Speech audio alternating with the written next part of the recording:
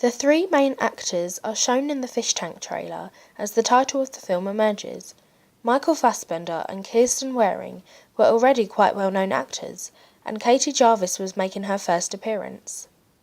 The main star's name, Leonardo DiCaprio, appears early on in the teaser of Inception, after a close-up of his face to grab people's attention.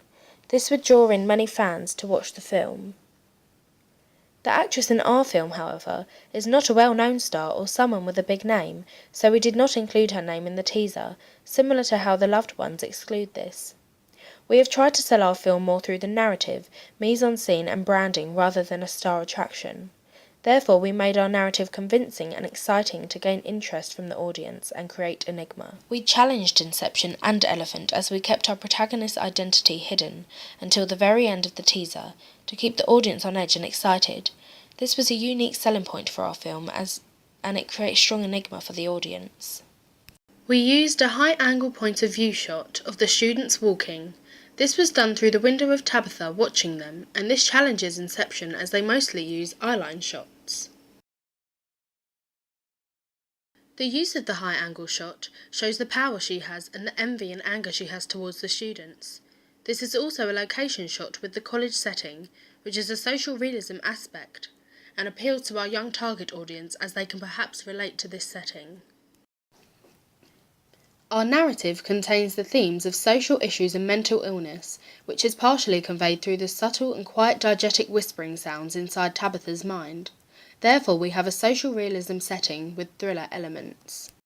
Inception and Elephant have vague release dates, which I believe is effective, as the audience will become more excited for this day. Fish Tank, on the other hand, has the exact date, however we used a release date according to a season. Our release date of summer 2015 appears very quickly along with the gun sound, followed by our hashtag of #TheRealWorld. I believe this worked well and they accompanied each other, leaving the audience with a cliffhanger. We challenged these real media texts as we put our title screen before our release date, and also our hashtag, which is the last thing seen, so this is memorable for the audience, and keeping them involved before the theatrical trailer release. However, looking back at this section, I believe we could have included our website and small images of our Facebook page and perhaps Twitter. I feel that this would have added a finishing touch and created a more professional look. So if we did this again, we would add this to enhance the overall trailer.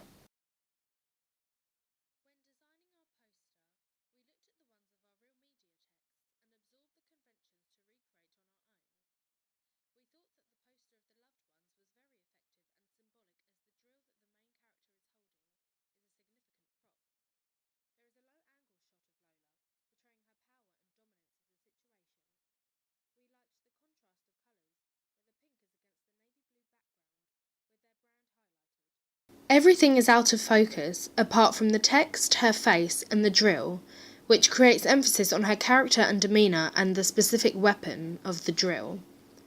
The poster is very simple and has one of their taglines roughly a quarter of the way down the page, and the release date at the very bottom. We also liked the European version of Elephant's poster, where it has a more artistic element with streaks of white and yellow breaking up the orange. There is the use of iconography, with an image of an elephant replacing the N in the title, which brings the poster together and is a unique selling point for this specific film. They do not include a tagline but have the director's name positioned beneath the title, along with awards received from the Festival de Cannes on the left of the poster. We also looked at Fish Tank's poster, which incorporates reviews and ratings at the top. It also has a large bold title in the centre that is in the colour blue with a pink strip going through it, which shows their brand and colour scheme and I believe relates to the narrative of their struggles. Like Elephant's poster, the director's name is included above the title of this film, in this case, and this is because he was an Oscar-winning director. This poster also has the tagline directly. This is our final poster, which utilises aspects and conventions from the posters of our real media text mentioned. The background corresponds most with Elephant, with the different splashes of pink, to reinforce our brand. We put our tagline at the very top in large letters so that it is noticeable. We ensured that the significant prop being the gun was a black silhouette to emphasise this in contrast with the colours and connotations of these pink colours. We challenged these posters by including our hashtag directly underneath the title to make our poster unique and appealing, and we also kept our release date underneath. In hindsight, we should have included an award from a well-known film festival, such as the French one, Festival de Cannes, or the Edinburgh Film Festival that appears on Fish Tank. This is because it is a common convention for social realism posters, and it would have made our poster have a more professional appearance. Nevertheless, I believe we have created a strong poster which clearly shows our brand, and we have conformed to the conventions of our chosen genres. We decided to create our own magazine called Insight to introduce something new, current and fresh, as well as highlighting our brand by creating a special Innocence edition to attract our target audience. Bearing the demographic of 15 to 30 in mind for our magazine, we produced cover stories that we felt they would find interesting. We positioned these at the side, similar to the layout of both GQ and Sight and Sound, which were the two magazines we combined and gathered inspiration from to produce our own, and therefore we have followed most of the conventions. We decided to use a full body shot in the way that both GQ and Sight and Sound has, and we particularly like that Emma Watson remained in character, and so we did the same with the accompanying words of Tabitha inside her mind. This allows the target audience to learn more about the character and the film.